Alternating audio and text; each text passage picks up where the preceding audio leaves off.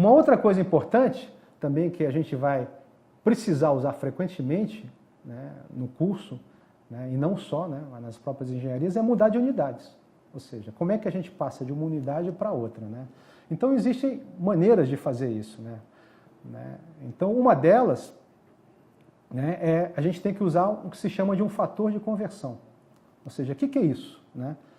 Um fator de conversão é a razão de unidades que corresponde a 1.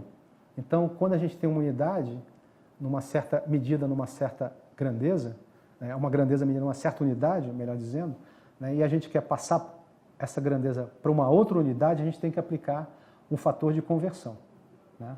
Então, vamos ver um exemplo, um problema resolvido, né, de como a gente usa os fatores de conversão, né? Então, por exemplo, né, se a gente tem, lembra a definição, né, o fator de conversão é a razão de unidades igual a 1. Né? Então, 1 minuto sobre 60 segundos, quer dizer, a gente sabe que cada minuto tem 60 segundos, é um fator que corresponde a 1.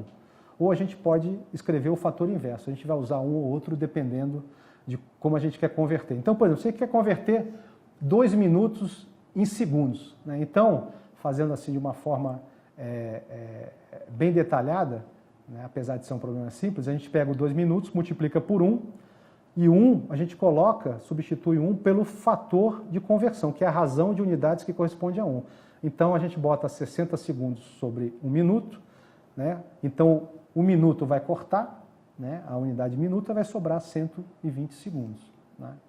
Então, se a gente por acaso usa um fator de conversão que não promove, que não dá o cancelamento de unidades, a gente simplesmente inverte o fator de tal forma que a gente cancele a unidade original e sobra a unidade que a gente quer obter como resultado. Né? Então, um outro exemplo, por exemplo, a gente tem uma área de um certo terreno de 8 km², uma certa região.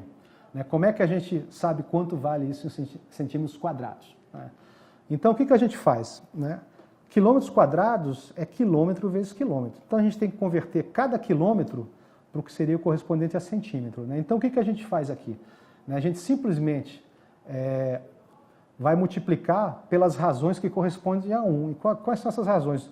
1 quilômetro tem 1000 metros e 100 centímetros corresponde a 1 metro. Então, a gente ajeitando esses 4 fatores, 2 para cada, correspondente a cada quilômetro, a gente consegue fazer essa conversão. E contando os zeros, a gente vê que vai chegar a esse fator 10 elevado a 10, ou seja, então, 8 km² corresponde a 8,0 vezes 10 a 10 centímetros quadrados.